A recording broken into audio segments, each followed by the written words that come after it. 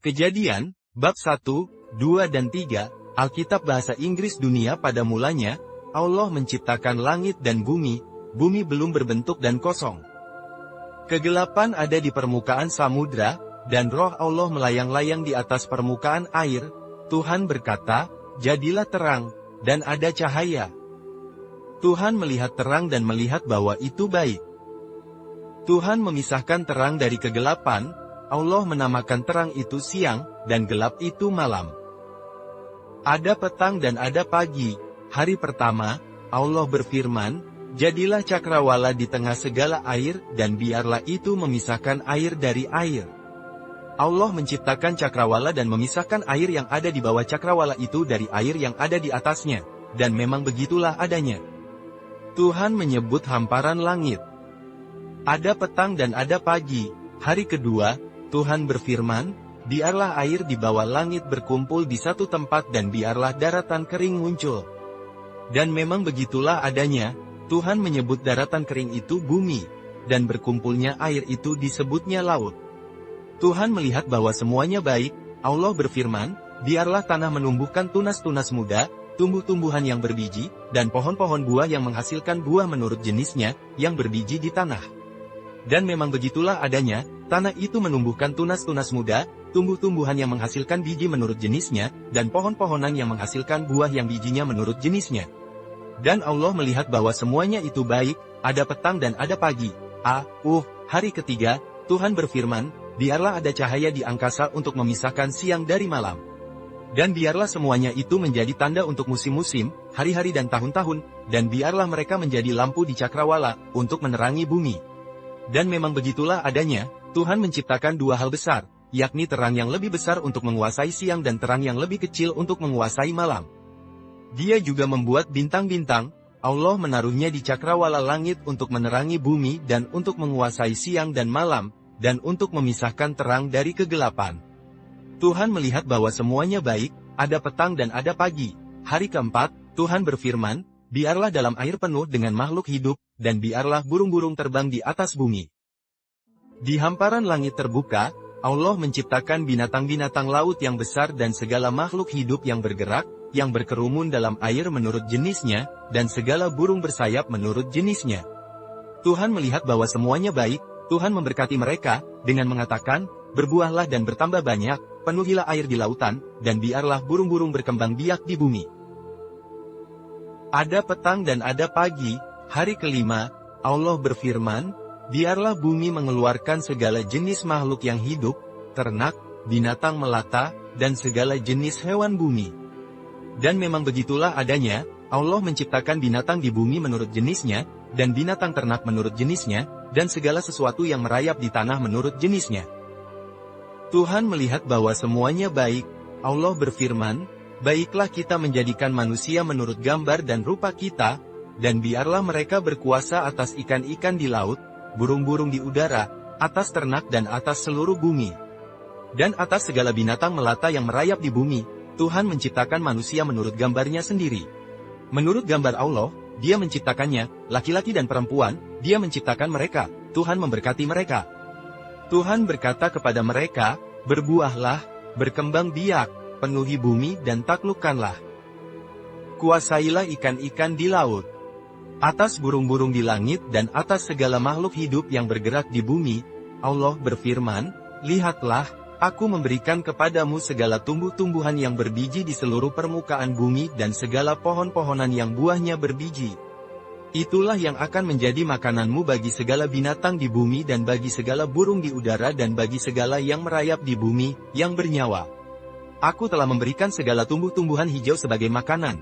Maka Allah melihat segala yang dijadikannya itu, dan lihatlah, semuanya itu sangat baik. Ada petang dan ada pagi. Hari keenam, Kejadian, bab 2, Langit, bumi dan seluruh isinya telah selesai. Pada hari ketujuh, Tuhan menyelesaikan pekerjaan yang telah dilakukannya, dan Ia beristirahat pada hari ketujuh dari segala pekerjaan yang telah dilakukannya. Tuhan memberkati hari ketujuh dan menguduskannya karena Ia beristirahat pada hari itu dari segala pekerjaan ciptaannya yang telah Ia lakukan.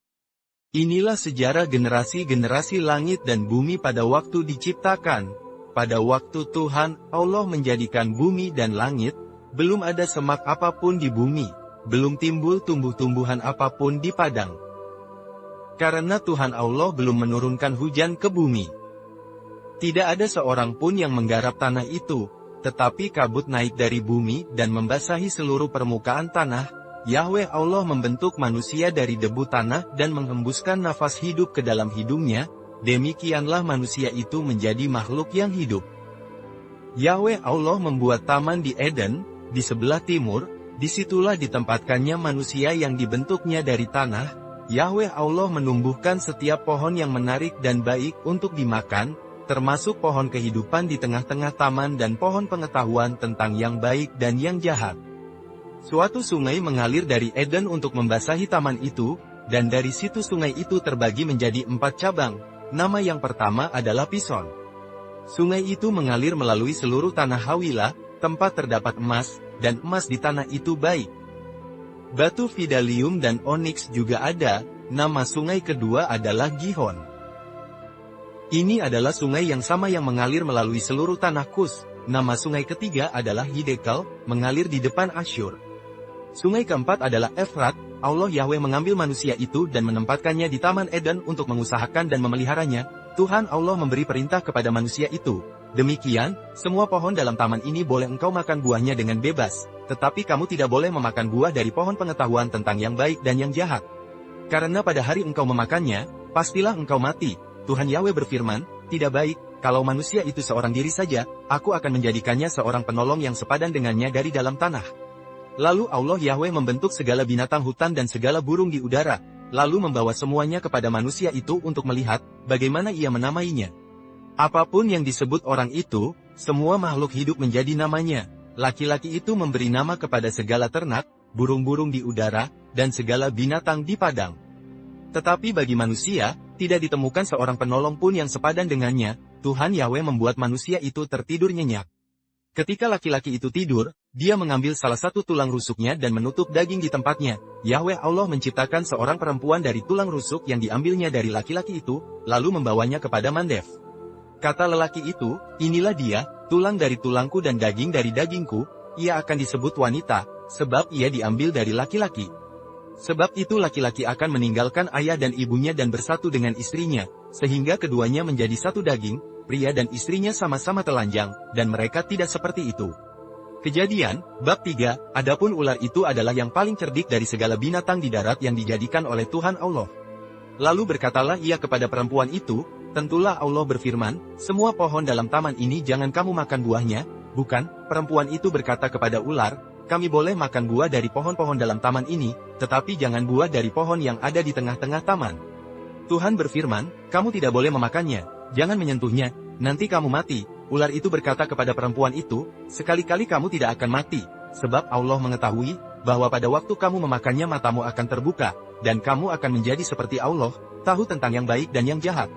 Ketika perempuan itu melihat, bahwa buah pohon itu baik untuk dimakan dan sedap kelihatannya, lagi pula pohon itu menarik hati karena memberi pengertian, maka ia mengambil dari buahnya dan dimakannya. Dia juga memberikan sebagian kepada suaminya yang ada bersamanya, dan dia makan. Mata mereka berdua terbuka, dan mereka tahu bahwa mereka telanjang. Mereka menjahit daun ara dan membuat celemek untuk diri mereka sendiri. Mereka mendengar suara Tuhan Yahweh berjalan di taman itu pada waktu sejuk hari. Lalu bersembunyilah manusia dan istrinya itu terhadap Tuhan Allah di antara pohon-pohonan dalam taman itu. Lalu Tuhan Allah memanggil manusia itu dan berfirman kepadanya, di manakah engkau? Dan manusia itu berkata, ketika aku mendengar suaramu dalam taman ini, aku menjadi takut, karena aku telanjang, sebab itu aku bersembunyi. Tuhan berkata, siapakah yang memberitahu engkau bahwa engkau telanjang? Apakah kamu telah makan dari buah pohon, yang kularang engkau memakannya? Lelaki itu berkata, wanita yang kau berikan untuk menemaniku. Ia memberi aku buah dari pohon itu, dan ku makan. Yahweh Tuhan tanya pada wanita itu apa yang telah dilakukannya. Perempuan itu berkata, ular itu yang memperdaya aku, lalu aku memakan. Yahweh Tuhan berfirman kepada ular, karena engkau telah berbuat demikian, maka terkutuklah engkau di antara segala ternak dan di antara segala binatang liar. Engkau akan berjalan dengan perutmu dan akan makan debu sepanjang hidupmu. Aku akan menimbulkan permusuhan antara engkau dan perempuan itu dan antara keturunanmu dan keturunannya.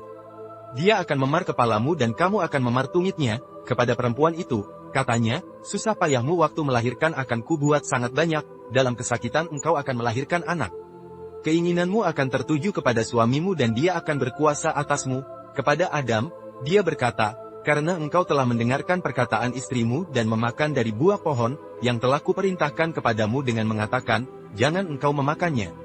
Terkutuklah tanah demi kamu, kamu akan memakannya dengan susah payah sepanjang hari, dari hidupmu, ia akan menghasilkan duri dan rumput duri bagimu, dan tumbuh-tumbuhan di padang akan menjadi makananmu. Engkau akan makan roti dengan keringatmu, sampai engkau kembali lagi menjadi tanah, karena engkau diambil dari situ, karena engkau debu dan engkau akan kembali menjadi debu.